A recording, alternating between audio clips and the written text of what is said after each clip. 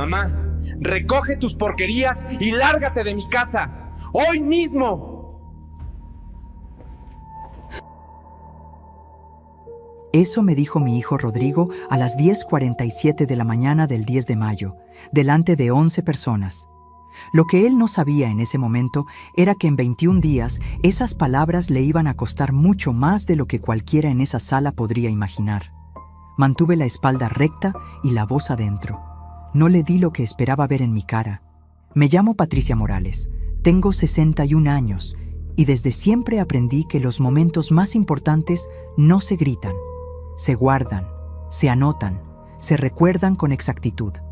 Y durante los 8 meses que viví en la casa de mi hijo, había estado haciendo exactamente eso, documentando en silencio cada detalle, cada fecha, cada palabra dicha y no dicha. Solo que esta vez, los registros eran sobre él, y sobre todo lo que yo había visto dentro de esas paredes. Tomé mi bolsa con calma. Besé a mis nietos, Emilio, de 7 años, y Sofía, de 4, en la frente, sin apresurarme, sin dejar que nadie viera lo que cargaba por dentro. Y antes de caminar hacia la puerta, coloqué un sobre manila sellado sobre la mesa del comedor. Sin decir una sola palabra, Rodrigo lo miró, pero no lo tocó. En 21 días entendería por qué ese sobre era lo más importante que yo había dejado sobre esa mesa. Y cuando finalmente lo abrió, ya era demasiado tarde para cambiar lo que venía. Pero antes de contarte todo lo que pasó esa mañana y todo lo que vino después de que salí por esa puerta, quiero pedirte algo. Si todavía no estás suscrito a este canal, hazlo ahora mismo. Dale me gusta a este video. Cada corazón me ayuda a seguir compartiendo estas historias. Y cuéntame en los comentarios desde qué país o ciudad me estás escuchando hoy. De verdad quiero saberlo. Me emociona saber hasta qué rincón del mundo pueden llegar estas palabras. Ahora sí. Déjame contarte cómo llegué hasta ese momento. La cocina olía a café de olla y a pan dulce recién calentado. La luz suave de esa mañana de mayo entraba por las ventanas, las mismas que yo había limpiado con vinagre y papel periódico cada domingo durante 8 meses seguidos. Sobre la estufa, el guisado que había preparado desde las 7 de la mañana todavía chisporroteaba en silencio. El mantel bordado que traje desde mi casa en Guadalajara, el que mi madre me regaló el día que me casé con Ernesto, cubría la mesa con esa dignidad callada de las cosas que llevan décadas en las manos de la misma familia. Todo se veía tranquilo, casi como una postal de familia feliz. Pero mis manos, escondidas dentro de mi bolsa, apretaban el asa de cuero con tanta fuerza que los nudillos me ardían. Tenía en la boca un sabor amargo, casi metálico, de algo que había estado tragando en silencio desde hacía meses. Y en el pecho, no miedo, algo más profundo que el miedo. La certeza fría de que ese momento lo había visto venir desde el primer mes que llegué a esa casa. Me llamo Patricia Morales. Tengo 61 años. Nací en Guadalajara, Jalisco, la segunda de 4 hermanos, en una familia que nunca tuvo mucho dinero, pero sí mucha dignidad. Mi madre era maestra de primaria. Mi padre vendía materiales de construcción en un negocio pequeño que olía a cemento y a madera húmeda. Los dos me enseñaron lo mismo desde que tuve uso de razón, que el trabajo honrado vale más que cualquier lujo, que la palabra dada no se rompe y que la familia es lo primero, siempre, aunque te duela. Me casé a los 27 años con Ernesto Villanueva, un hombre bueno, tranquilo, del tipo que no levanta la voz pero siempre está donde tiene que estar cuando lo necesitas. Tuvimos 2 hijos, Rodrigo, el mayor, y Marcela, 3 años después. Durante 29 años construimos juntos una vida pequeña pero nuestra. No nos sobraba, pero tampoco faltaba lo que de verdad importa. Cuando llegaba Navidad, la mesa olía a ponche y a bacalao. Cuando llegaba el Día de las Madres, mis hijos me traían flores del jardín del vecino porque no tenían para comprarlas de la floristería, y eso valía más que cualquier ramo de 100 pesos. Cuando Ernesto falleció hace 6 años, un infarto masivo un lunes por la mañana, mientras desayunaba su café con leche, sin avisos, sin despedidas, me quedé sola en la casa donde habíamos criado a nuestros hijos. Una casa con jardín, 2 recámaras y un silencio que tardé mucho tiempo en aprender a habitar sin que me aplastara. Pero aprendí. Me jubilé al año siguiente con 35 años de servicio como maestra y luego como directora de escuela primaria. Me dediqué a mis plantas, a la parroquia de mi colonia, al grupo de costura que se reunía los miércoles en casa de mi amiga Consuelo. Construí una rutina. Aprendí a ser suficiente para mí misma. Y eso, que parece tan sencillo cuando lo dices rápido, me costó más trabajo que todo lo anterior junto. Rodrigo, mi hijo mayor, siempre me generó una preocupación distinta a la que me daba Marcela. No porque fuera mal hombre. Era trabajador, responsable, y de niño me abrazaba con una fuerza que me dejaba sin respiración, como si quisiera meterse de regreso en mi pecho. Pero desde que se casó con Valeria, hace ya 9 años, algo fue cambiando. Muy despacio. Tan despacio que yo misma tardé en darme cuenta, y cuando me di cuenta, ya hacía tiempo que el daño estaba hecho. Valeria tiene 34 años, 10 menos que Rodrigo. Siempre perfectamente arreglada, el cabello lacio como cortina negra, las uñas con manicura francesa, la ropa de marca aunque el dinero estuviera ajustado, según ella siempre repetía. No es mala persona, me decía yo los primeros años. Solo somos diferentes. Solo necesita más tiempo para conocerme de verdad. 9 años después, yo todavía esperaba ese tiempo. Pero lo que me trajo hasta esta historia, lo que me llevó a empacar 2 maletas y dejar mi casa en Guadalajara para mudarme a la Ciudad de México un martes de septiembre, fue una sola llamada telefónica. La recibí a las 8:23 de la noche de un jueves. Era Rodrigo.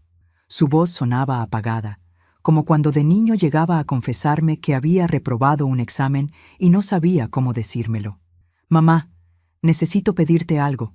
Valeria tuvo complicaciones después del parto.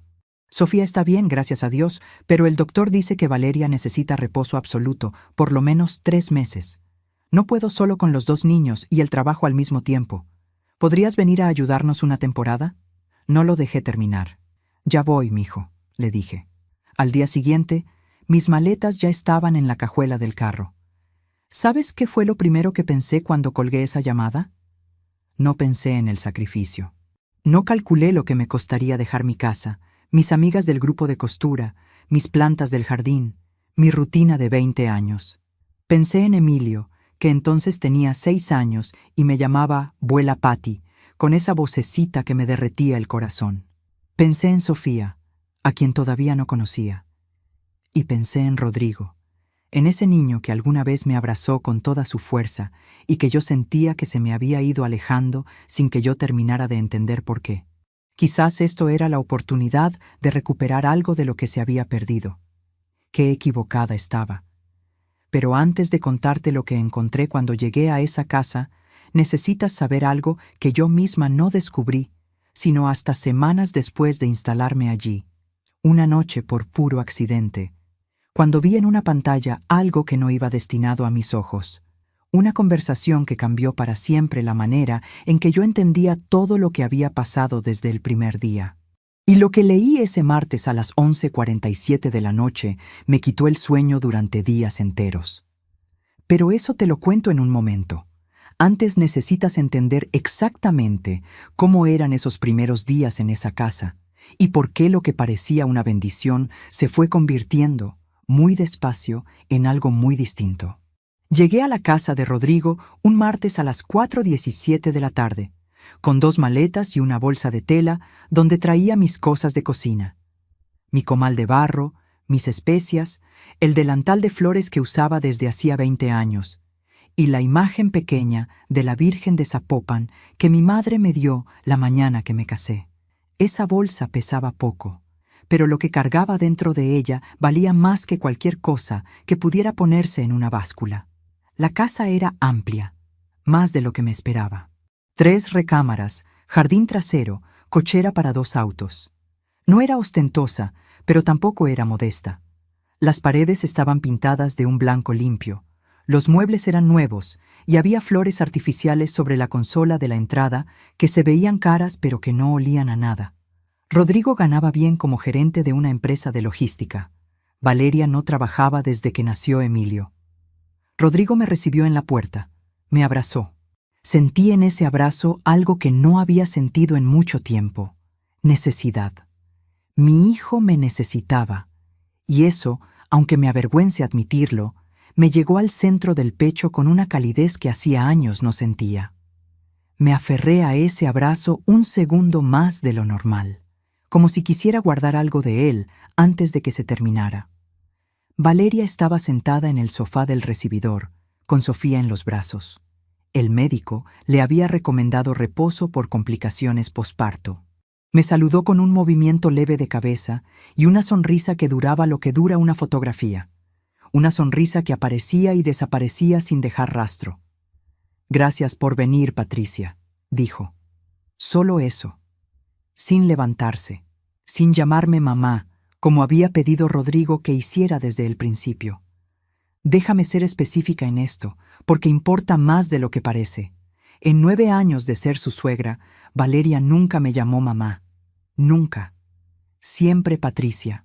Con una amabilidad calculada, del tipo que no te da ninguna razón concreta para quejarte, pero que con el tiempo vas sintiendo como un cristal frío entre dos personas que deberían tenerse confianza. Una cortesía tan exacta y tan constante que empezaba a parecerse más a una política que a un trato. Yo lo había aceptado. Me había dicho a mí misma que era una diferencia de carácter, que no todos los afectos se expresan igual, que lo que importaba era que Rodrigo era feliz. Pero ahora yo estaba en su casa. Y algo, desde esa primera tarde, no se sentía bien. ¿Sabes qué es lo que más me perturbó de esa primera noche? No fue la incomodidad de dormir en un cuarto ajeno. No fue el silencio entre Valeria y yo durante la cena. Fue lo que Emilio me dijo cuando lo fui a arropar a las 9 de la noche, con ese tono de voz que tienen los niños cuando dicen verdades que los adultos llevan tiempo callando. Me senté en la orilla de su cama, le acomodé la cobija hasta la barbilla, y él me miró con esos ojos grandes que heredó de Rodrigo. «Vuela, Patty, mamá dijo que ibas a quedarte para siempre». Me detuve. «¿Eso te dijo, mi amor?» «Sí, dijo que ya no iba a tener que hacer nada porque ya llegabas tú». 7 años tenía mi nieto, y en una sola frase me resumió lo que tardé semanas en comprender del todo. Me quedé sentada en esa orilla de cama un momento más, mirándolo, mientras él cerraba los ojos sin entender el peso de lo que acababa de decirme. Pero antes de contarte lo que eso significaba, necesitas saber algo más sobre los primeros días. Algo que yo viví como algo normal en ese momento y que solo después entendí como la primera señal de una cadena muy larga. Una cadena que yo misma estaba ayudando a construir sin saberlo. Desde el segundo día, mi rutina quedó establecida. No por un acuerdo, no por una conversación, simplemente porque nadie más la cubría. Me levantaba a las 5:45 de la mañana. Preparaba el desayuno. Bañaba y vestía a Emilio para la escuela. Llevaba a Sofía con el médico cuando tocaba revisión. Hacía la compra. Cocinaba la comida y la cena. Recogía a Emilio por la tarde. Lo ayudaba con la tarea. Le leía cuentos antes de dormir.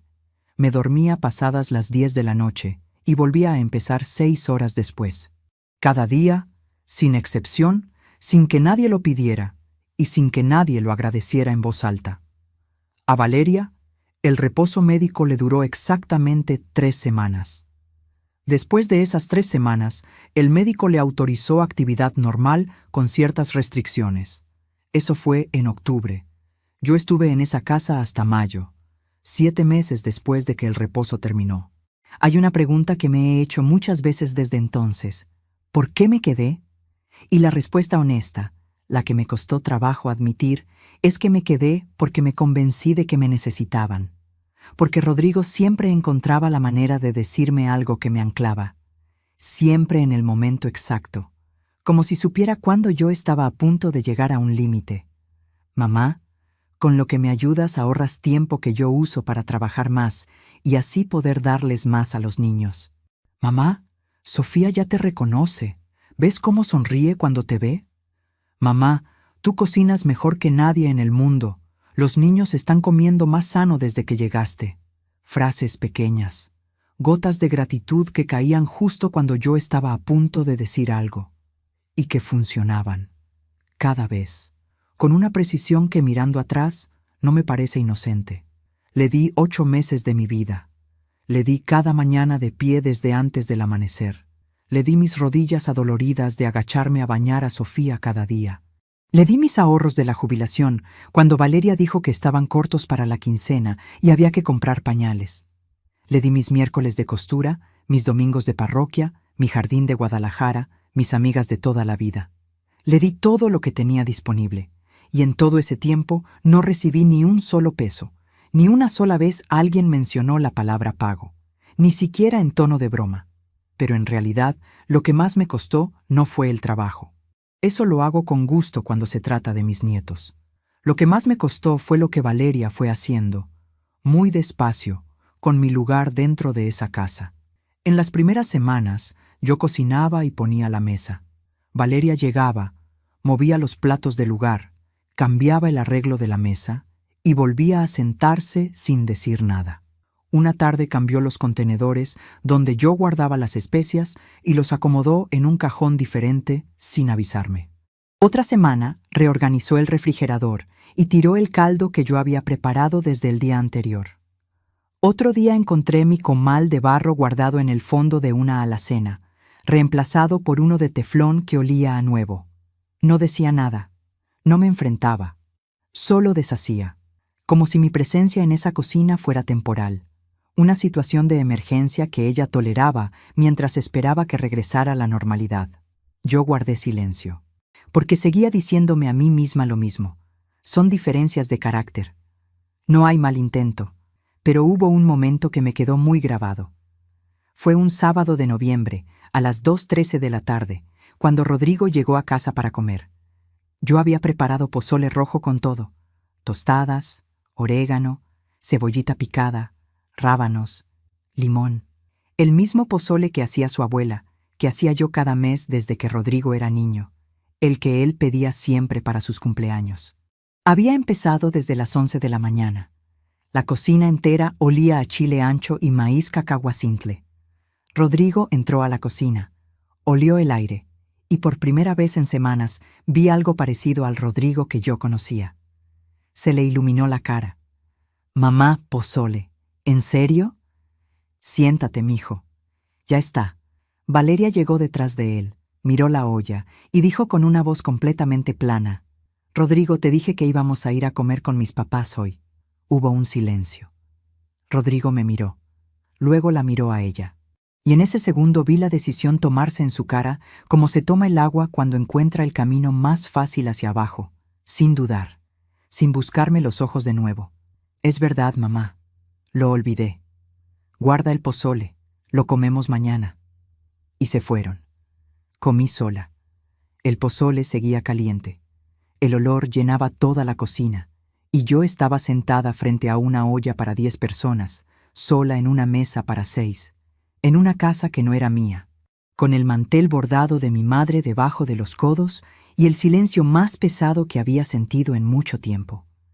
Lo que yo no sabía ese sábado de noviembre era que ese momento era solo el primero de una serie, que lo que Valeria estaba haciendo no era casualidad ni temperamento, que había un patrón, y que ese patrón tenía un propósito, uno que había comenzado mucho antes de que yo llegara a esa casa con mis 2 maletas y mi bolsa de cocina.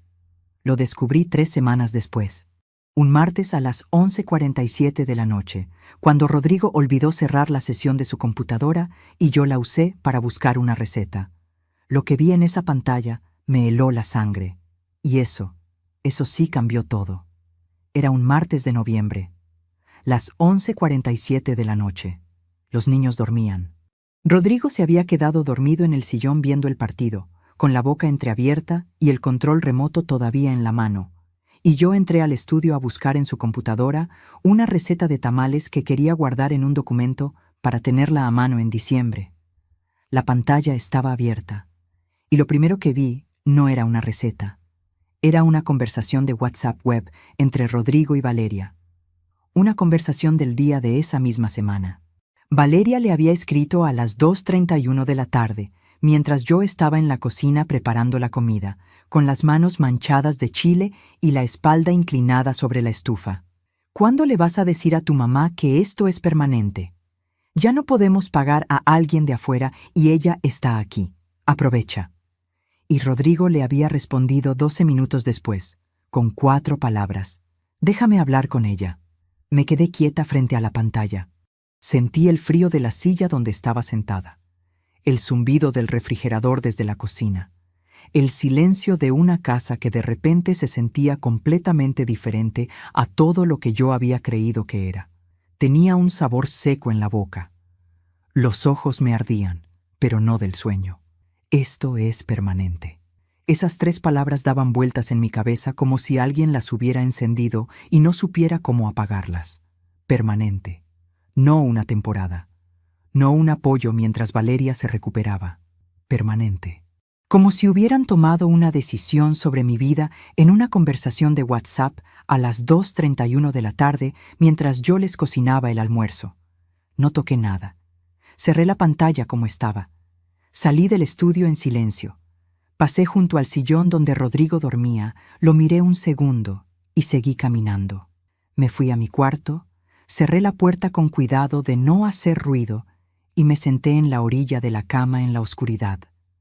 No lloré esa noche. Me quedé sentada, completamente quieta, durante no sé cuánto tiempo. El ruido de la calle llegaba apagado desde afuera. Un perro ladraba lejos. El ventilador del pasillo zumbaba en un tono constante. Y en esa quietud, algo en mí cambió. Algo que llevaba meses dormido, acallado por el amor que yo le tenía a mis nietos y por la historia que me había contado a mí misma de que todo iba a mejorar, se despertó, no con rabia, con una claridad fría y silenciosa que es mucho más difícil de ignorar que la rabia. Desde esa noche, empecé a prestar una atención diferente a todo lo que pasaba en esa casa. ¿Sabes qué pasa cuando dejas de ver lo que quieres ver y empiezas a ver lo que realmente está ahí? Todo cambia. No la realidad. La realidad ya estaba. Cambia el lente con que la miras.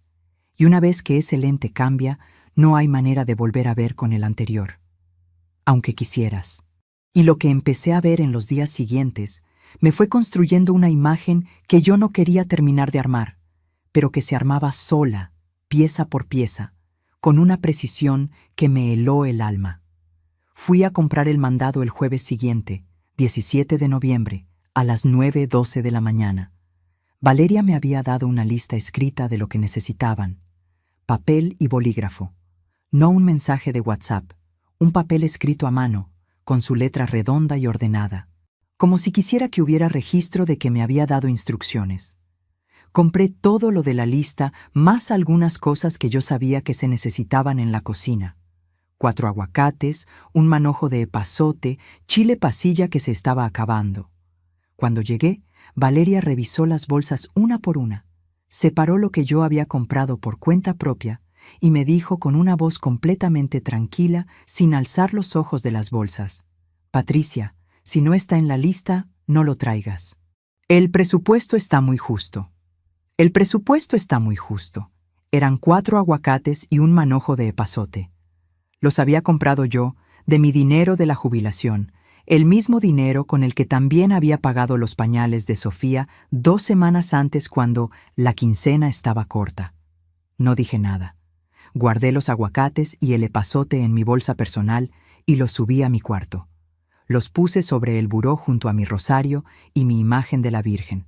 Y me quedé mirándolos un momento antes de bajar de nuevo a la cocina a seguir trabajando. Esa tarde, mientras Emilio hacía la tarea en la mesa de la cocina, sacó un cuaderno y me pidió que le revisara una redacción. Se la leí despacio, le hice algunas correcciones, le expliqué por qué una oración sonaba mejor que otra. Él escuchaba con esa concentración seria que tienen los niños cuando de verdad quieren entender, apoyando la barbilla en la mano. Cuando Valeria llegó a la cocina y vio que estábamos trabajando juntos, se quedó parada en el umbral por un momento. Miró el cuaderno y dijo: «Emilio, después de la tarea tienes que ducharte. Y Rodrigo ya llegó. Vayan a saludarlo». Emilio cerró el cuaderno a la mitad de la página. Se levantó sin decir nada y salió. Y yo me quedé sola en la cocina con el sonido del agua de la llave que alguien había olvidado cerrar y el cuaderno de mi nieto abierto sobre la mesa, con la redacción a la mitad. Ese tipo de interrupciones, tan pequeñas que no podías señalarlas sin parecer exagerada, ocurrían 3 o 4 veces por semana, siempre cuando yo estaba en un momento de conexión real con los niños. Una historia a la mitad, un juego interrumpido, una conversación cortada justo antes de llegar a algo. Como si hubiera un sensor invisible que detectaba cuándo la abuela estaba ganando terreno afectivo y lo neutralizaba, con eficiencia, sin confrontación, con una voz siempre tranquila y razones siempre razonables. Solo faltaban 21 días para que todo cambiara. Aunque yo todavía no lo sabía. Lo que sí sabía, desde esa noche frente a la pantalla, era que necesitaba empezar a documentar. No por venganza. Eso quiero que lo entiendas bien. No era rabia lo que me movía en ese momento. Era algo más parecido a la responsabilidad. Soy directora de escuela jubilada. 35 años de mi vida los pasé entendiendo que las palabras y los hechos sin registro no existen para nadie más que para quien los vivió. Aprendí eso la primera vez que tuve que resolver un conflicto entre 2 familias que contaban versiones completamente distintas de lo mismo. Lo que no se escribe, no ocurrió. Y yo había vivido muchas cosas en esa casa que nadie más que yo conocía. Esa semana compré una libreta pequeña, café oscuro, tapas duras, hojas de rayas finas. La guardé en el bolso interno de mi bolsa de mano que nadie más tocaba y empecé a escribir. Fechas, horas, palabras textuales cuando podía recordarlas, situaciones, una por página, con letra clara, sin adornos ni interpretaciones. Solo lo que pasó, cuándo pasó y quién estaba presente. No sabía que esa libreta se convertiría en una de las cosas más importantes que hice en mi vida. Pero déjame contarte algo que pasó en diciembre, porque lo que vino en esas semanas fue cuando el comportamiento de Rodrigo cruzó una línea que yo nunca habría imaginado que cruzaría. El 8 de diciembre, a las 7:45 de la noche, Rodrigo llegó a casa y me encontró preparando la cena. Me miró desde el umbral de la cocina un momento antes de hablar, como si estuviera buscando el ángulo correcto para entrar. Luego me dijo con una voz relajada, casi casual, como quien dice que mañana va a llover: «Mamá, a partir de enero Valeria va a retomar el manejo de la casa. Tú puedes quedarte, pero vas a tener que ajustarte a sus horarios y sus formas de hacer las cosas». Me volteé despacio. Lo miré. Él sostuvo mi mirada, pero con algo tenso detrás de los ojos. ¿Y qué significa eso exactamente, Rodrigo? Significa que si ella prefiere otra cosa para la comida, tú cocinas lo que ella pida. Si ella tiene sus rutinas con los niños, tú las respetas. Que estás aquí como apoyo, no como, no sé, como si fuera tu casa. Hubo un silencio tan largo que escuché el aceite de la sartén chisporrotear y el reloj de pared marcar un segundo, y luego otro. Como si fuera tu casa, dicho por el mismo hijo al que yo le había dado el pecho. Le había curado las rodillas, le había firmado los boletines, le había cosido los trajes de graduación. En su voz no había crueldad. Eso fue lo más difícil de procesar. No había crueldad, había algo peor: convencimiento. No levanté la voz, no moví un solo músculo de la cara. «Entendido», le dije, y me volteé a terminar la cena. Sentí cómo él esperaba algo más, quizás una discusión, quizás lágrimas, quizás una respuesta que le diera algo con qué trabajar. No le di nada. Solo le serví su plato cuando estuvo listo y lo puse sobre la mesa con la misma calma con que había puesto los platos en esa mesa durante 8 meses. Esa noche, cuando todos dormían, abrí mi libreta café y escribí en mayúsculas fecha, hora y la frase exacta de mi hijo. La subrayé 2 veces y debajo escribí una sola línea más. Él ya eligió, solo que todavía no me lo ha dicho de frente. A veces la gente que más amamos nos decepciona de formas que no tienen explicación sencilla, no porque sean malos, sino porque eligen, en silencio, sin confrontaciones ni declaraciones, a alguien más. Y nos dejan parados del otro lado de esa elección, solos, sin que nadie haya dicho en voz alta lo que acaba de pasar, sin que nadie reconozca siquiera que hubo una elección. ¿Tú también has sentido eso alguna vez? Has amado a alguien con todo, te has entregado sin condiciones, y luego descubierto que esa persona te estaba mirando desde lejos como si fueras un mueble que ya no sabe dónde poner. Cuéntame en los comentarios. De verdad quiero leerlos. Quiero saber que no fui la única que vivió algo así, porque lo que vino en los días siguientes fue peor. Mucho peor. El 14 de diciembre, Rodrigo llegó a casa con una bolsa brillante de una tienda departamental. Sonriendo, sacó 2 cajas de regalo y las puso sobre la mesa del comedor con el gesto de alguien que se siente generoso.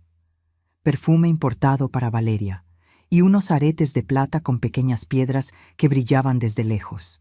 Yo los vi desde la cocina, a través del arco que separaba los 2 cuartos.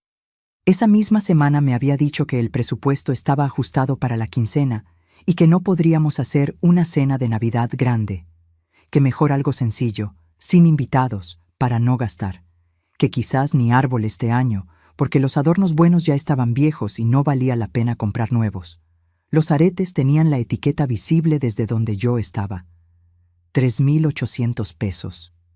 No dije nada. Sequé mis manos en el delantal, saqué mi libreta del bolso y anoté la fecha, la hora y el monto. Guardé la libreta. Y seguí picando la cebolla para la sopa que nadie me había pedido que hiciera, pero que igual hice, porque esa casa tenía 2 niños que necesitaban comer bien y una abuela que todavía no había aprendido a quedarse con los brazos cruzados. Lo que yo no sabía todavía era que lo del 14 de diciembre era apenas el principio de algo mucho más calculado, y que la conversación que había visto en la pantalla aquel martes de noviembre era solo una parte de una historia mucho más larga que yo estaba a punto de descubrir completa. Una historia que tenía meses antes de que yo llegara con mis 2 maletas, y que había sido diseñada, desde el principio, con mucha más precisión de lo que yo era capaz de imaginar. La Navidad llegó un miércoles. Desde el 1 de diciembre, yo había estado preparando detalles pequeños, con la misma silenciosa determinación con que había hecho todo en esa casa desde el primer día.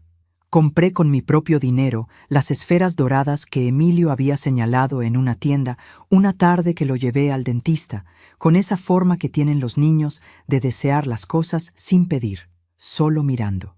Tejí con mis propias manos, de noche después de que todos dormían, un par de calcetines de lana para Sofía, con su nombre bordado en hilo rojo sobre el talón.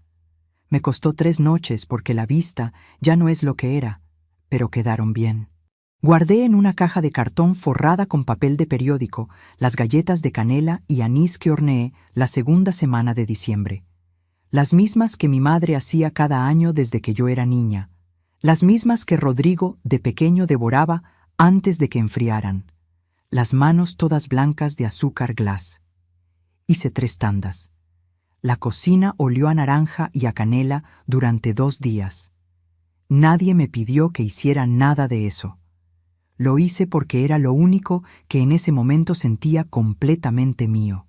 El 23 de diciembre, a las 6 de la tarde, Rodrigo llegó a casa con una energía diferente. No era la energía de alguien que trae buenas noticias. Era la energía de alguien que viene a decir algo que ya ensayó. Entró a la cocina, donde yo estaba preparando el relleno del pavo para el día siguiente, y se quedó parado en la entrada con los brazos cruzados. «Mamá, Valeria habló con sus papás. Van a venir ellos aquí el 24. Somos bastantes, así que mejor algo sencillo. El pavo está bien, pero ella va a traer el resto de la comida de allá, porque la señora Conchi ya lo tiene preparado». Me detuve un momento. Seguí mezclando. ¿Van a traer la comida de la casa de sus papás? Sí, ya está todo coordinado. ¿Y el pavo? El pavo también lo vamos a dejar. La señora Conchi hace uno diferente. Que no te dé pena, es por no desperdiciar esfuerzo de nadie. Fue el que no te dé pena lo que me atravesó como una aguja fría. Porque sonaba amable, sonaba considerado. Y por eso era más difícil de contestar que una grosería directa. Llevaba semanas aprendiendo que ese era el idioma de esa casa. Todo dicho con una voz tranquila que no te dejaba ningún lugar visible donde pararte a defenderte. No dije nada. Tapé el tazón del relleno con film transparente. Lo metí al refrigerador. Me limpié las manos en el delantal de flores y subí a mi cuarto. Esa noche, la Nochebuena del 24 de diciembre, la familia de Valeria llegó a las 7:30. Sus padres, sus 2 hermanas con sus esposos y 4 sobrinos ruidosos que entraron corriendo sin saludar. La señora Conchi, así le decían a la suegra, entró con fuentes cubiertas de papel aluminio, una sonrisa de anfitriona en una casa que no era la suya, y se instaló en la cocina como si llevara años siendo la dueña de ese espacio. Reorganizó el orden de los quemadores. Abrió el refrigerador sin pedir permiso. Colocó sus fuentes sobre la mesada que yo había limpiado esa mañana. Yo me senté en la sala. Me siento a contarte esto y todavía puedo sentir el olor del rompope que alguien abrió desde la primera hora. Todavía escucho la cumbia que pusieron a todo volumen y que hacía vibrar los adornos del árbol. Los mismos adornos que Emilio y yo habíamos colgado juntos una tarde de la semana anterior, riendo por los que se caían. Todavía veo a Emilio corriendo entre las piernas de los adultos, buscándome con los ojos entre tanta gente que llenaba de repente una casa que normalmente éramos 4, hasta que me encontró sentada sola en el sillón de la esquina, junto a la ventana, y se vino a sentar a mi lado sin que nadie se lo pidiera, sin que nadie lo mandara. Me tomó la mano. Tenía 7 años y me tomó la mano con una firmeza pequeña y seria, como si supiera perfectamente lo que yo necesitaba en ese momento y entendiera que no estaba disponible de ninguna otra fuente en esa sala. Me apretó los dedos una vez y no dijo nada, solo se quedó ahí. Eso no lo anoté en mi libreta. Eso lo guardé en un lugar donde no se necesita tinta y donde nadie puede reorganizarlo ni meterlo al fondo de una alacena. Pero hay algo que sí anoté. Algo que escuché a las 10:48 de la noche, cuando me levanté a traer agua de la cocina y la señora Conchi estaba hablando con una de las hermanas de Valeria junto a la barra, sin saber que yo estaba en el pasillo oscuro, a 3 pasos de la entrada.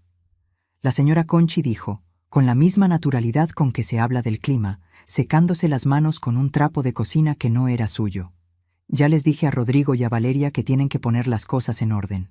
No se puede tener a la suegra aquí de arrimada indefinidamente. Que le paguen algo o que se vaya. La hermana respondió algo en voz baja que no alcancé a escuchar bien, y la señora Conchi remató con una carcajada corta y seca. Pues claro que gratis no. Nadie trabaja gratis, ni la propia mamá. Arrimada. Esa palabra me golpeó con una fuerza que no esperaba, no porque fuera nueva, sino porque era la primera vez que alguien la decía en voz alta, en mi propia presencia, sin siquiera asegurarse de que yo no estuviera escuchando. Tenía el peso de todo lo que se había estado pensando en silencio desde hacía meses. El peso de 8 meses de madrugadas, de rodillas dobladas sobre la tina de Sofía, de tareas revisadas, de guisados, de listas de mandado, de dinero de jubilación gastado en pañales. Resumido en una sola palabra de 5 sílabas, dicha entre risas, junto a la barra de una cocina que yo había limpiado esa misma mañana. Volví a mi cuarto sin el vaso de agua. Cerré la puerta con cuidado. Me senté en la orilla de la cama. Y entonces, en la oscuridad, en el silencio de ese cuarto, mientras abajo sonaba la cumbia y se reían voces que no eran las mías, hice algo que hacía mucho tiempo no hacía. Algo que me había prometido a mí misma que iba a hacer cuando llegara el momento en que lo necesitara de verdad. Me encomendé. Le dije a Dios, en voz muy baja, casi un susurro, mirando la imagen pequeña de la Virgen de Zapopan que tenía sobre el buró: no sé qué es lo correcto aquí, pero ayúdame a ver con claridad y a no perder la dignidad en lo que viene. Me quedé un rato en silencio después de eso. Afuera, alguien subió el volumen de la música. En la mañana del 25 de diciembre, la casa estaba tranquila.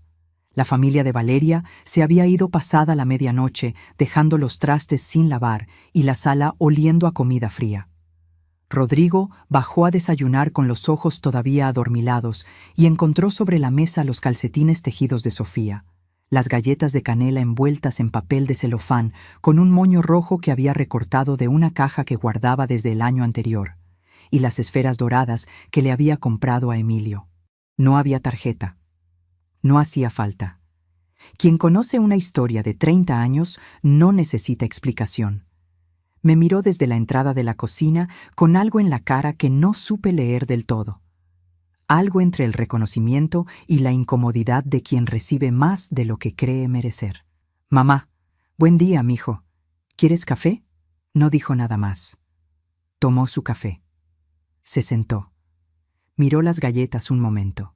Y el tema quedó ahí, flotando entre los dos como esa clase de conversaciones que nunca se terminan de tener porque ninguno de los dos sabe cómo empezarlas, y que por eso se quedan pendientes para siempre, acumulándose en silencio. Pensé, en ese momento, que algo había movido en él, que quizás la Navidad había hecho lo que a veces hace, ablandar lo que el día a día endurece. Recordarle a la gente quiénes son cuando nadie los está mirando. Me equivoqué una vez más. Y esa vez ya no me sorprendí tanto de haberme equivocado. Porque el 3 de enero, a las 8:17 de la mañana, Rodrigo tocó la puerta de mi cuarto. Entró sin esperar respuesta, cosa que nunca había hecho en los 4 meses anteriores, y se quedó parado frente a mí con los brazos cruzados sobre el pecho, en la postura exacta de la noche del pavo, como si su cuerpo tuviera una sola forma de prepararse para decir lo que no quería decir. «Mamá, Valeria y yo hemos hablado. Si te vas a quedar aquí, necesitamos que haya un acuerdo formal. Ella se encarga de la casa desde ahora. Tú puedes ayudar con los niños en las mañanas, pero en el resto no te metas. Y hay otra cosa». Esperé. No lo ayudé. No le puse cara de que siguiera. Simplemente lo miré y esperé. «Valeria dice que algunos de tus comentarios sobre cómo ella cría a los niños la hacen sentir cuestionada, que necesita que respetes su autoridad como mamá». Lo miré directamente a los ojos, sin apartar la mirada, sin bajar la cabeza ni un centímetro. «Rodrigo, ¿cuándo le cuestioné yo su autoridad? No fue directamente, fue la manera, el tono, la forma en que le corriges la tarea a Emilio sin preguntarle a ella primero. El tono, la manera, palabras que no se pueden contradecir porque no se pueden probar. Palabras diseñadas exactamente para eso, para que no haya defensa posible». Me puse de pie despacio, me alicé la blusa, respiré una sola vez, larga y completa, y le dije con una voz tan tranquila que hasta yo misma me sorprendí de cómo me sonó por dentro, como si viniera de un lugar muy profundo y muy quieto. «Entendido. Dame unos días para pensarlo». Me di media vuelta hacia la ventana. Él esperó un momento más, como si todavía esperara algo que yo no iba a darle. Una discusión, unas lágrimas, algo que le simplificara lo que estaba haciendo. Y cuando entendió que no había más que escuchar, salió y cerró la puerta. Solo entonces, cuando sus pasos bajaron las escaleras y el sonido de la televisión encendida volvió a llenar la casa como todos los días, me permití soltar el aire que había estado aguantando desde que él entró por esa puerta.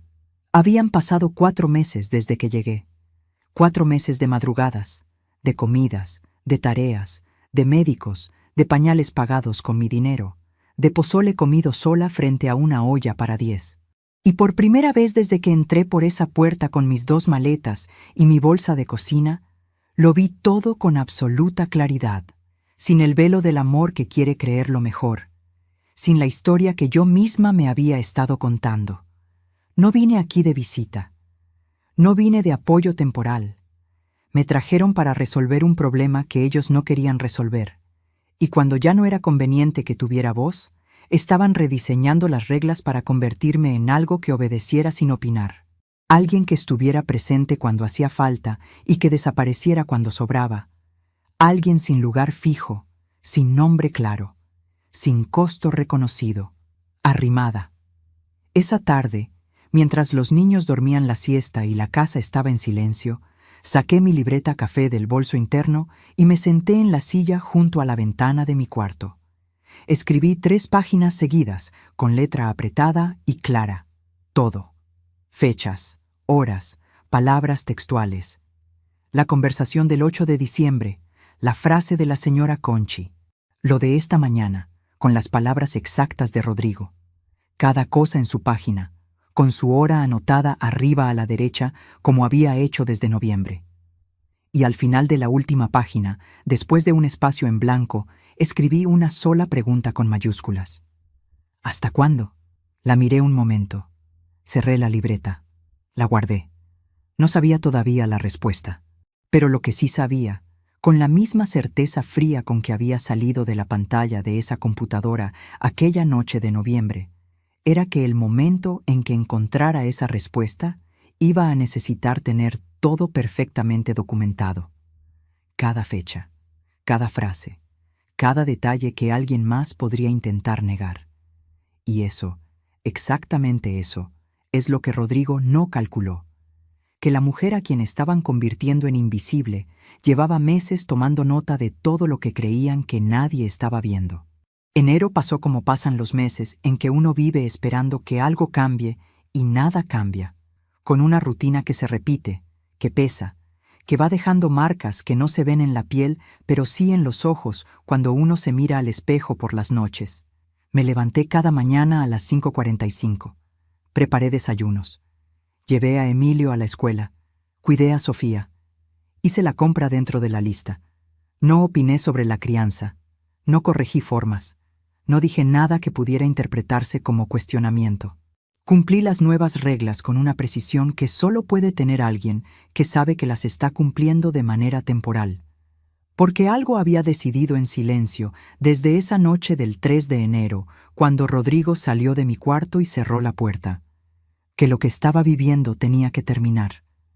Que yo no iba a seguir indefinidamente siendo invisible dentro de una casa donde mis manos eran bienvenidas, pero mi voz no. Lo que todavía no sabía era cuándo, ni cómo. La respuesta llegó por partes. Y la primera parte llegó un jueves de enero, a las 3:27 de la tarde, cuando recogí a Emilio de la escuela. Iba de la mano conmigo por la banqueta, con la mochila rebotando en su espalda delgada, cuando de pronto se detuvo y me preguntó algo que no esperaba. «Vuela, Patty, ¿tú te vas a quedar siempre con nosotros o te vas a regresar a Guadalajara?» Me agaché a su nivel. Le acomodé el cierre de la chamarra que traía a medias. «¿Por qué me preguntas eso, mi amor?» Se encogió de hombros con esa sabiduría física que tienen los niños cuando no saben cómo decir algo con palabras. «Porque mamá y papá dijeron que era mejor que vivieras en tu propia casa, que cada quien debe tener su lugar». 7 años. Con 7 años me estaba comunicando lo que sus padres llevaban semanas discutiendo a puerta cerrada. Le tomé la cara entre las manos. «Donde sea que yo esté, tú y tu hermana siempre van a poder encontrarme. Eso no cambia». «¿Entendido?», asintió. Y siguió caminando como si la conversación ya hubiera terminado, con esa capacidad que tienen los niños de soltar lo que los adultos cargamos durante años. Yo seguí caminando a su lado, pero por dentro, algo se había terminado de acomodar. Esa misma tarde, a las 6:15, saqué mi teléfono y le marqué a mi amiga Consuelo a Guadalajara. La misma Consuelo del grupo de costura, la que lleva 42 años siendo mi amiga y que nunca en su vida me ha dicho lo que quiero escuchar, sino lo que necesito saber. Le conté todo en 20 minutos, sin pausas, sin adornos. Cuando terminé, Consuelo se quedó callada 3 segundos exactos, y luego me dijo: «Patty, ¿te acuerdas de la hija de mi vecina Remedios? La que estudió trabajo social». «Sí, trabaja en el DIF, llámala». Guardé silencio. «No te estoy diciendo que hagas algo todavía. Te estoy diciendo que hables con alguien que sabe, porque lo que me estás contando de los niños no es solo sobre ti». Lo de los niños, eso me detuvo en seco, porque en todo el tiempo que llevaba documentando lo que pasaba conmigo, había anotado también cosas sobre los niños, cosas que había registrado casi por instinto de maestra, sin analizar del todo lo que significaban. El tercer moretón en el brazo de Emilio en 2 semanas. Siempre en el mismo lugar. Rodrigo lo explicó una vez con «se cayó jugando». Nadie más lo mencionó. Las noches en que Sofía lloraba desde las 10 de la noche hasta pasada la medianoche sin que nadie supiera. Yo lo hacía desde mi cuarto, sin encender la luz, meciéndola en silencio para no despertar a nadie ni cuestionar la autoridad de los padres.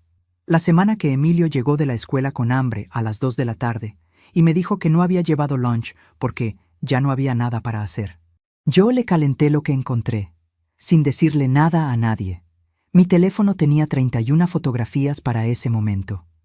Emilio durmiendo con ropa sucia 2 noches seguidas. El refrigerador vacío un lunes. El moretón.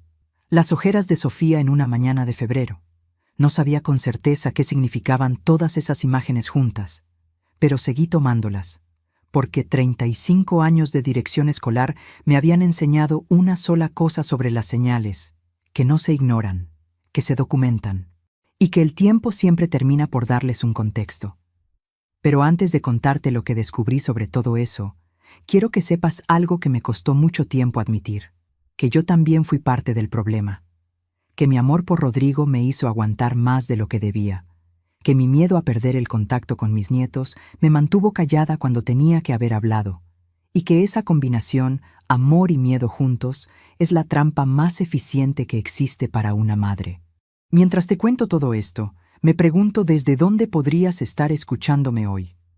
Escribe el nombre de tu ciudad en los comentarios. Me encantaría saber hasta qué lugares del mundo están llegando mis palabras. El 14 de febrero, a las 9:43 de la mañana, recibí en mi teléfono un mensaje de Rodrigo. No fue una llamada, un mensaje, que decía así, y lo tengo guardado hasta hoy. Mamá, Valeria y yo hemos llegado a la conclusión de que lo mejor para todos es que regreses a Guadalajara. No es algo que decidimos a la ligera. Creemos que cada familia necesita su propio espacio para funcionar bien. Puedes quedarte hasta fin de mes para organizarte. Lo leí 3 veces. Fin de mes. Me daban 2 semanas para deshacer lo que yo había construido en 8 meses. Sin una conversación, sin mirarme a los ojos, en un mensaje de texto de 9 líneas, con punto final. Y entonces hice algo que Rodrigo no esperaba. No contesté. No ese día. No al siguiente. Guardé el teléfono en mi bolsa y me fui a bañar a Sofía como todos los días. Le canté la misma canción de siempre, le sequé el pelo con la toalla que yo había traído de Guadalajara y la dejé dormida con su osito de peluche color crema. Luego saqué mi libreta café y empecé a escribir el plan. Solo faltaban 12 días para el 10 de mayo. 12 días para el momento en que todo lo que había estado construyendo en silencio iba a salir a la luz de la única manera en que podía salir. Y lo que Rodrigo no calculó, lo que ninguno de los dos calculó, era que una directora de escuela jubilada que lleva 35 años documentando expedientes no improvisa. Lo que iba a pasar el 10 de mayo ya estaba escrito. Solo faltaba que llegara el día. Febrero terminó en silencio. Marzo llegó con un frío húmedo que se metía por las ventanas de la madrugada y que yo ya no tenía ganas de combatir. No respondí el mensaje de Rodrigo del 14 de febrero. No ese día, ni el siguiente, ni en toda esa semana. Y eso tuvo un efecto que no anticipé. El silencio los inquietó mucho más que cualquier respuesta. Lo veía en la manera en que Rodrigo me miraba en el desayuno, esperando que yo dijera algo. Lo veía en cómo Valeria cambiaba de conversación cuando yo entraba a un cuarto. Habían lanzado una granada y esperaban una explosión. Y en cambio, yo seguía preparando el desayuno. Seguía recogiendo a Emilio. Seguía cargando a Sofía para que durmiera. Lo que ellos no sabían era que ese silencio mío no era resignación, era trabajo. Déjame contarte lo que hice esas semanas, con exactitud, porque necesitas entender que lo que pasó el 10 de mayo no fue un impulso, fue el resultado de algo construido con calma, con paciencia y con 35 años de saber exactamente cómo se documenta lo que importa. Empecé por mi libreta café. La revisé entera desde la primera página. Conté las entradas, 47 registros escritos desde el mes de octubre, fechas, horas, palabras textuales, situaciones. La organicé en categorías: comportamiento hacia mí, comportamiento hacia los niños, situaciones económicas, expresiones verbales directas. Luego pasé a las fotografías en mi teléfono. 38 en total para ese momento. Las organicé por fecha. Las guardé en una carpeta separada, etiquetada. Llamé a Consuelo el 3 de marzo, a las 10:22 de la mañana, y le pregunté por la hija de su vecina Remedios. Consuelo me dio el número sin hacer más preguntas. La llamé esa misma tarde. Me atendió una mujer de voz tranquila y directa que me escuchó durante 40 minutos sin interrumpirme. Al final, me hizo 3 preguntas específicas sobre los niños. Tomé nota de cada una. El 7 de marzo fui a la papelería de la esquina y saqué copias de las páginas más relevantes de mi libreta. Las metí en un sobre manila, sellado. Lo guardé en el fondo de mi maleta, debajo de la ropa. Y el 12 de marzo, a las 4:47 de la tarde, hice la llamada más difícil de todo ese proceso. Llamé a Marcela, mi hija, la única persona en el mundo que conocía a Rodrigo tan bien como yo, y que hacía 3 años no hablaba con él por razones que nunca me contó del todo. Cuando escuché su voz, me di cuenta de que hacía demasiado tiempo que no la escuchaba de verdad, más allá de los mensajes rápidos y las llamadas de cumpleaños. Y me dolió reconocerlo. Le conté lo esencial. Sin dramatismo, sin lágrimas, con la misma precisión con que le habría dictado un acta a una secretaria. Marcela escuchó en silencio hasta que terminé. Y luego me dijo algo que no esperaba. Mamá, yo lo sabía. Llevo 2 años esperando que me llamaras para decirme esto. Hubo un silencio entre las dos que pesaba más que todas las palabras que habíamos dejado de decirnos. ¿Qué necesitas de mí, mamá? Eso fue todo lo que necesité escuchar. ¿Sabes qué es lo que más recuerdo de esa llamada? No fue lo que Marcela dijo. Fue lo que sentí cuando colgué, que no estaba sola, que había estado cargando algo que no tenía que cargar sola, y que el miedo que había tenido todo ese tiempo a pedir ayuda había sido la cadena más pesada de todas. Pero el punto de quiebre real, el momento en que supe con certeza absoluta que lo que venía era inevitable, llegó el 2 de abril, un miércoles, a las 7:18 de la noche. Rodrigo llegó a casa con una bolsa de plástico que traía algo abultado. Entró directo a la sala sin pasar por la cocina, donde yo estaba terminando de cenar con los niños. Lo escuché hablar con Valeria en voz baja. Luego, escuché a Valeria reírse, un sonido que hacía semanas no salía de esa sala. Cuando entré a recoger los vasos de los niños antes de acostarlos, vi sobre la mesa de la sala 2 folletos de una agencia de viajes. Los tomé con naturalidad, como si fuera a acomodarlos, y leí sin detenerme. Riviera Maya, paquete todo incluido, 5 días, salida 22 de mayo. No dije nada. Dejé los folletos exactamente donde estaban. Metí a los niños a la cama, y cuando cerré la puerta del cuarto de Emilio, me quedé parada en el pasillo oscuro, con la espalda apoyada en la pared, procesando lo que acababa de ver. El 22 de mayo, 10 días después del 10 de mayo. 10 días después de que se suponía que yo ya me habría ido de esa casa. Habían planeado unas vacaciones de celebración, mientras yo empacaba mis cosas, mientras dejaba a mis nietos, mientras me alejaba de la casa donde había lavado, cocinado, cargado y velado durante 8 meses. Ellos estaban hojeando folletos de resorts con albercas infinitas y cenas frente al mar. Esa noche no dormí. No dormí pensando en Emilio acomodando su mochila sin que nadie le revisara si llevaba el lunch. No dormí pensando en Sofía llorando por las madrugadas en una habitación a oscuras. No dormí pensando en los 8 meses de mis manos, mis rodillas, mi espalda, mis mañanas, mis ahorros. No dormí pensando en la palabra arrimada rebotando desde diciembre dentro de mi cabeza. No dormí pensando en el mensaje de 9 líneas con punto final que decía, puedes quedarte hasta fin de mes. Y en algún momento de esa madrugada, entre las 2 y las 3 de la mañana, tomé una decisión. No me iba a ir antes del 10 de mayo. Me iba a quedar exactamente hasta ese día, porque el 10 de mayo era el Día de las Madres. Y Rodrigo, como cada año desde que era niño, había invitado a cenar a varios conocidos para celebrar a las mamás de la familia. Eso me lo había dicho él mismo 3 semanas antes, como si nada, sin recordar que en ese momento todavía me estaba pidiendo que me fuera. El 10 de mayo, a las 10 de la mañana, cuando esa casa estuviera llena de gente, yo iba a estar ahí. Y sobre la mesa iba a dejar algo que ninguno de los dos había calculado. Pasé los días siguientes con una calma que me sorprendía a mí misma. Hablé con Marcela 3 veces más. Hablé de nuevo con la amiga de Consuelo.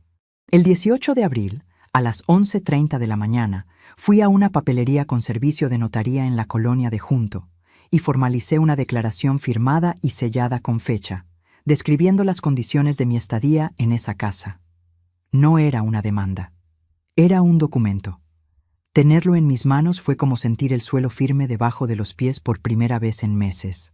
El 28 de abril, imprimí en esa misma papelería 23 páginas. Las metí dentro del sobre manila junto con las copias de la libreta. Lo sellé con cinta adhesiva. Escribí en la cubierta con marcador negro, solo abrir si es necesario, y lo guardé en el fondo de mi bolsa de mano. El 9 de mayo, la noche antes del Día de las Madres, Rodrigo me buscó en la cocina mientras yo terminaba de preparar los tamales para el día siguiente. Se recargó en el marco de la puerta con los brazos cruzados, con esa postura que ya me era tan familiar, y me dijo: «Mamá, mañana van a venir los González y los Ibarra. Valeria quiere que todo esté listo para las 10. ¿Puedes tenerlo?» Lo miré. Levanté la vista de la olla de barro. «Sí, mijo, todo va a estar listo», asintió. Dio media vuelta, y antes de que desapareciera por el pasillo, sin saber por qué, me escuché decirle: «Rodrigo». Se detuvo sin voltear del todo. «Mañana va a ser un día que los dos vamos a recordar por mucho tiempo». Hubo una pausa. No sé si entendió algo, o si solo lo tomó como una cosa que dice una madre antes de un día especial. Siguió caminando. Escuché sus pasos subir las escaleras, y el silencio de la cocina volvió a ser solo mío, con el olor de los tamales en el vapor y la luz amarilla de la campana encendida sobre la estufa. Mañana sería el día. El 10 de mayo amaneció con una luz de esas que parecen mentira. Cielo limpio, sin una nube, del tipo que en cualquier otro momento te haría querer salir al jardín con un café y simplemente existir un rato sin pensar en nada. Me levanté a las 5:30 de la mañana.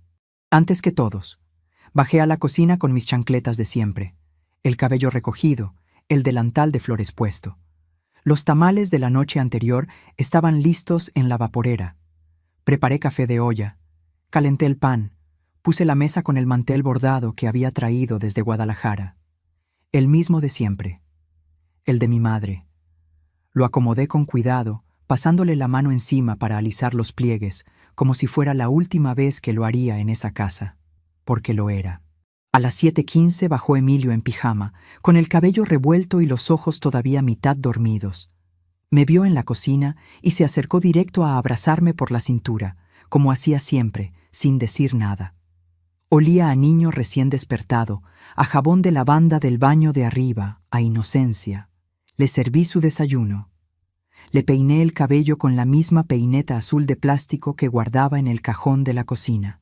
Y cuando me dio las gracias, lo hizo con esa voz pequeña y sincera que tienen los niños cuando todavía no han aprendido a decir gracias por costumbre, sino porque de verdad lo sienten. A las 8:40 empezaron a llegar los invitados. Los González llegaron primero. El señor Aurelio y su esposa Carmen, vecinos de Rodrigo desde que se mudaron al fraccionamiento. Luego los Ibarra, Fernanda y su marido, compañeros de trabajo de Rodrigo. Luego la hermana de Valeria con su esposo. Y para las 10 de la mañana había 11 personas en esa sala además de Rodrigo, Valeria y yo. La casa olía a café, a tamales, a flores recién cortadas que alguien había traído. Las conversaciones se mezclaban con las risas de los niños corriendo entre las piernas de los adultos. La luz entraba por las ventanas del comedor en franjas doradas que cruzaban el mantel bordado. Todo se veía exactamente como debería verse una reunión del Día de las Madres. Y entonces Rodrigo hizo algo que no esperaba. Se puso de pie en medio de la sala, con una copa en la mano, y pidió silencio con una palmada. Quiero aprovechar que estamos todos para decirle algo a mi mamá. Sentí que algo se tensaba en mi pecho. Lo miré. Mamá, gracias por todo lo que hiciste estos meses. Sé que no fue fácil. Y Valeria y yo lo apreciamos. Hubo aplausos pequeños. Carmen me sonrió desde el sofá. Fernanda dijo: «Qué bonito».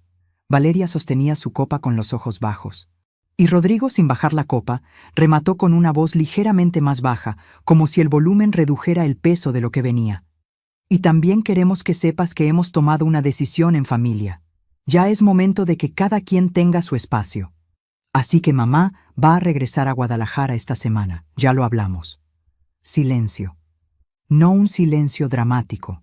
Un silencio de los que se producen cuando nadie sabe exactamente cómo reaccionar porque lo que acaban de escuchar no tenía lugar en esa reunión, en ese tono, en ese momento. Me lo dijo ahí, frente a 11 personas, con una copa en la mano, en el Día de las Madres. Lo miré.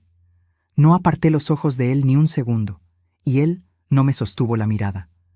Fue entonces cuando Valeria, sin levantarse del sofá, añadió con una voz perfectamente modulada, casi dulce: Patricia, de verdad te lo agradecemos. Pero creo que todos necesitamos nuestro espacio para respirar, ¿verdad? Patricia: no, mamá. Nunca, mamá. La señora Carmen me miró con una expresión que mezcla incomodidad y lástima. Vi cómo el señor Aurelio carraspeaba y miraba su taza. Vi cómo Fernanda se inclinaba hacia su marido y le decía algo al oído. Y vi, en el umbral del pasillo, a Emilio parado con su vaso de jugo en la mano, mirándome con unos ojos que entendían más de lo que debería entender un niño de 7 años. Me puse de pie despacio. Tomé mi bolsa del respaldo de la silla donde siempre la dejaba. Me acerqué a Emilio, me arrodillé frente a él y lo besé en la frente con toda la calma del mundo. Le susurré algo al oído que solo él escuchó. Luego cargué a Sofía, que estaba junto a él, y la besé en las 2 mejillas.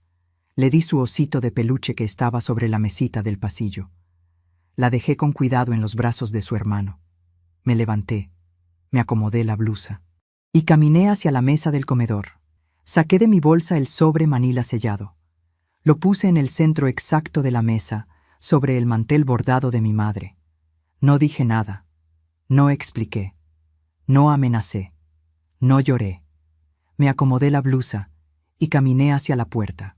Fue entonces cuando Rodrigo se puso de pie. Su voz ya no tenía el tono de la copa ni la modulación cuidadosa de los agradecimientos. Lo que salió de él en ese momento fue otra cosa. Lo que sale cuando alguien siente que está perdiendo el control de algo que creía tener perfectamente controlado. Lo que sale cuando el miedo y la vergüenza se mezclan delante de testigos y ya no queda espacio para las palabras bien ensayadas. Mamá, recoge tus porquerías y lárgate de mi casa, hoy mismo. Eso dijo, delante de 11 personas, en el Día de las Madres, a las 10:47 de la mañana. No me volteé, no contesté. Abrí la puerta y salí. Caminé por la entrada, bajé los 3 escalones del acceso, llegué a la banqueta. El sol de las 10 de la mañana me dio de frente. Cerré los ojos un segundo. Sentí el calor en la cara, el olor a pasto mojado del jardín de la casa de enfrente, el sonido lejano de un camión de la basura 2 calles más abajo. Abrí los ojos. Seguí caminando. Dentro de esa casa, sobre la mesa con el mantel de mi madre, había dejado 47 páginas de registros con fechas, horas y palabras textuales. 38 fotografías impresas, organizadas por fecha. Una declaración notariada y una carta de 1 página dirigida a los servicios de protección a la infancia, lista para ser enviada, con el nombre de Emilio y el nombre de Sofía escritos en la primera línea.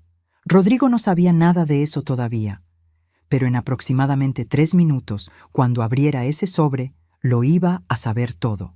Caminé 4 calles antes de sentarme en una banca del pequeño parque que quedaba a 2 cuadras del fraccionamiento. El que Emilio y yo habíamos visitado decenas de veces para alimentar a los patos del estanque con bolsas de pan duro que guardábamos juntos en el cajón de la cocina. Me senté, puse la bolsa sobre mis rodillas y me quedé quieta. El sol de las 10 de la mañana del 10 de mayo calentaba mis manos con una suavidad que no merecía la mañana que acababa de vivir. Los pájaros hacían su ruido normal. Un niño pasó corriendo con una pelota roja. Una señora mayor caminaba a paso lento con su perro pequeño, un perro blanco con manchas café que me recordó al que tuvimos cuando Rodrigo era chico. Me permití respirar. Y entonces, a las 10:23 de la mañana, mi teléfono vibró. Era Rodrigo. No contesté. Volvió a llamar a las 10:31. No contesté. A las 10:44, un mensaje de texto. «Mamá, ¿dónde estás? Necesito hablar contigo. ¿Qué es todo esto?» Guardé el teléfono. A las 11:02, llamó Marcela. Esa sí la contesté. «Mamá, ya sé que saliste. Rodrigo me acaba de llamar hecho nada. ¿Estás bien?» «Estoy en el Parque de los Patos». Hubo una pausa breve. «Voy para allá». Marcela llegó a las 11:47 de la mañana con 2 cafés de la tienda de la esquina y una expresión en la cara que era mitad angustia y mitad algo que tardé un momento en identificar como orgullo. Se sentó a mi lado en la banca, me dio uno de los vasos y no dijo nada durante 1 minuto entero. Solo estuvo ahí, a mi lado, con el hombro rozando el mío, como cuando era niña, y se quedaba dormida junto a mí en el sofá, viendo películas los sábados por la noche. «¿Qué dijo Rodrigo cuando te llamó?», le pregunté. Marcela tomó un sorbo de café. Que qué había dejado en ese sobre, que si yo sabía algo, que estaba muy alterado porque los invitados todavía estaban en la casa cuando lo abrió y alcanzaron a ver las fotos. Me quedé quieta. ¿Las vieron? Las de Emilio, sí. Las de las condiciones del refrigerador. Y la carta dirigida a servicios de protección. Marcela me miró.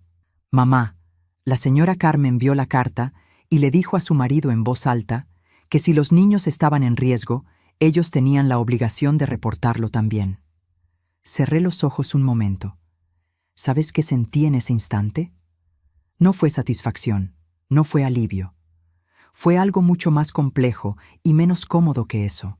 Fue la sensación pesada y quieta de que una piedra que has cargado durante 8 meses de repente ya no está en tus manos. Y el cuerpo todavía no sabe cómo moverse sin ese peso. Todavía me pregunto si hice lo correcto, si había otra manera. Si una madre debería llegar a ese punto con su propio hijo. ¿Y tú? ¿Qué habrías hecho en mi lugar? ¿Habrías seguido en silencio? ¿Habrías hablado antes? ¿O habrías hecho lo mismo que yo? Dime en los comentarios. De verdad necesito saberlo. Necesito saber que no estoy sola en esa duda, porque la duda no desaparece solo porque las cosas resultaron de cierta manera. La duda se queda. Es parte del precio de amar. Lo que sí sé es lo que pasó en los 21 días siguientes. El 10 de mayo por la tarde, los González hicieron exactamente lo que la señora Carmen había dicho. Presentaron un reporte voluntario ante el Sistema para el Desarrollo Integral de la Familia, describiendo lo que habían visto en el sobre.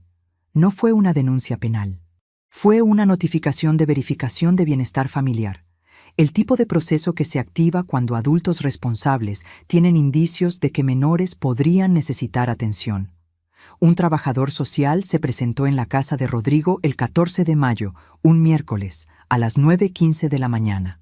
Eso me lo contó Marcela, que lo supo porque Rodrigo la llamó en pánico a las 9:47, con una voz que Marcela describió como la de alguien que acaba de pisar tierra que no sabía que era falsa.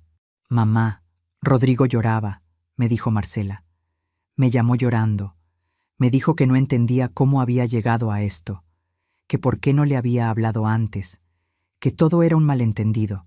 Me quedé callada. «¿Y tú qué le dijiste?» Marcela se tomó un segundo. Le dije que le preguntara a su conciencia cuántas veces te dio la oportunidad de hablar. No respondí nada, pero por dentro algo se acomodó en un lugar donde llevaba mucho tiempo sin acomodarse nada. La visita del trabajador social duró 90 minutos.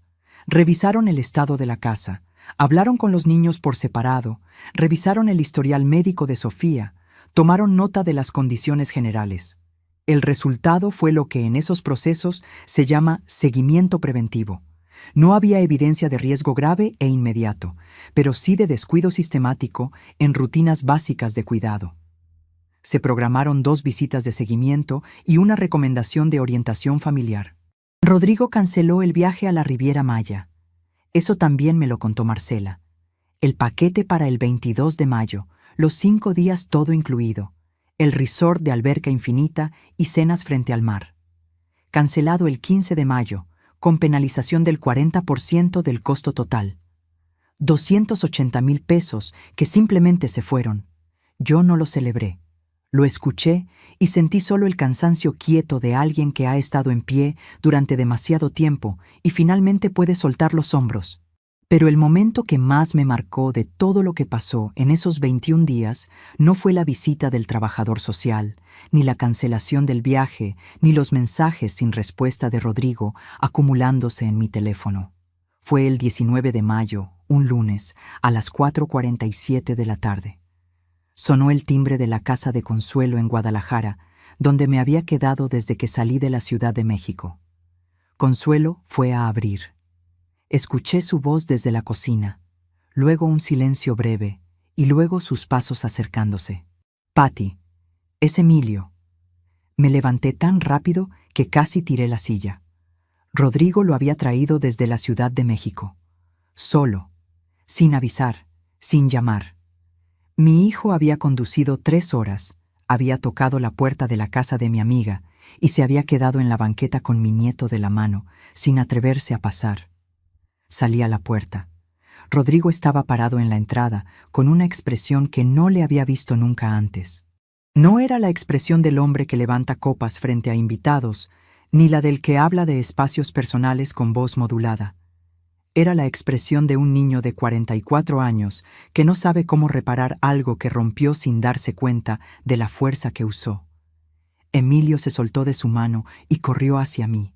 Lo abracé con los 2 brazos, con toda la fuerza que me quedaba, con la cara enterrada en su cabello que olía a ese mismo jabón de lavanda del baño de arriba. Sentí su espalda delgada bajo mis manos, su respiración acelerándose un poco como cuando llora en silencio para que no lo vean, el calor de su frente contra mi cuello. «Vuela, Patty», me dijo al oído. Solo eso. Mi nombre en su voz. Levanté la vista hacia Rodrigo.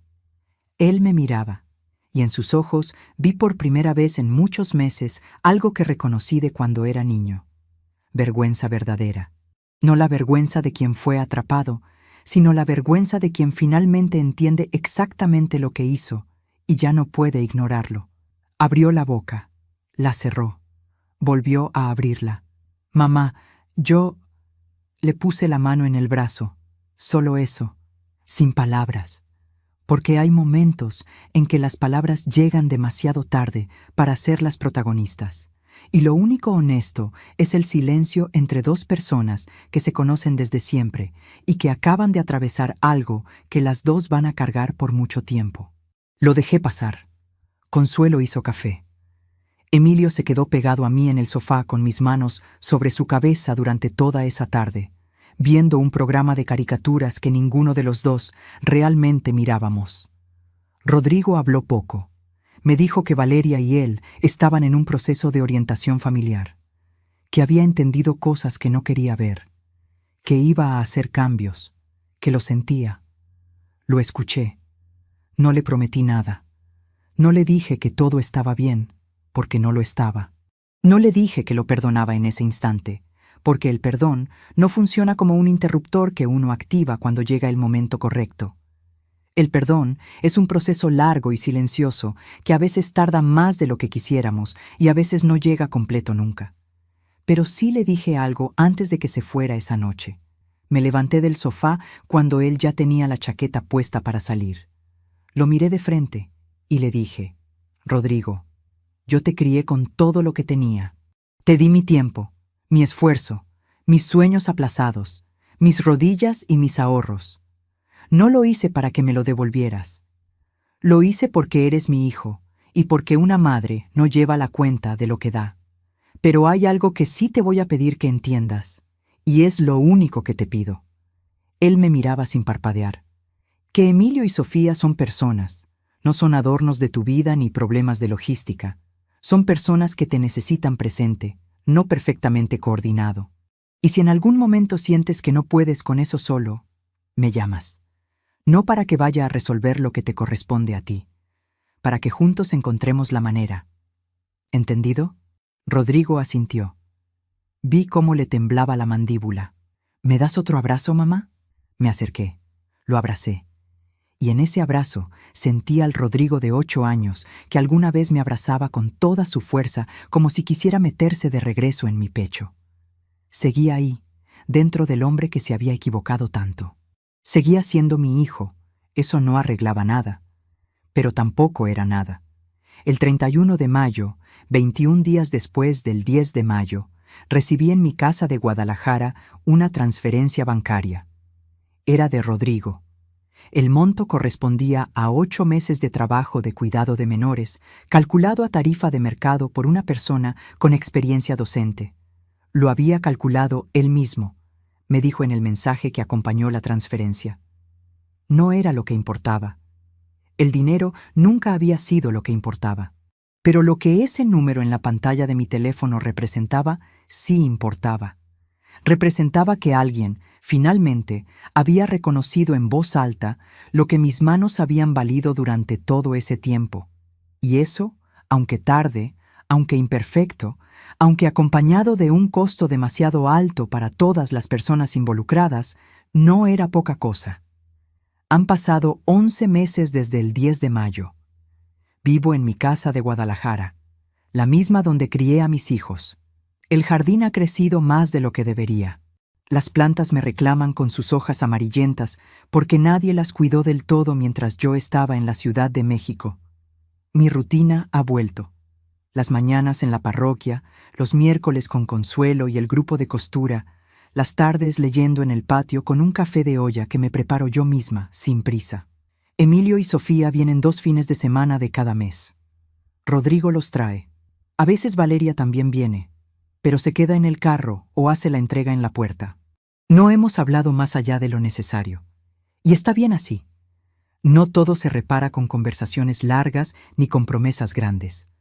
Algunas cosas se reparan con tiempo, con acciones pequeñas que se repiten hasta que el peso se va levantando solo.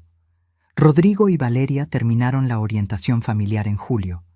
Asisten a terapia de pareja una vez al mes. Emilio me contó que su papá ahora le prepara el lunch para la escuela. Que la noche de Navidad cocinó él el pavo, con receta mía. Que Sofía ya duerme mejor. No sé si es permanente, pero es un cambio. Y eso es más de lo que tenía hace un año. Yo no regresé a vivir con ellos. No lo haría ni aunque me lo pidieran. Porque lo que pasó en esa casa me enseñó algo que no se aprende en ningún otro lado.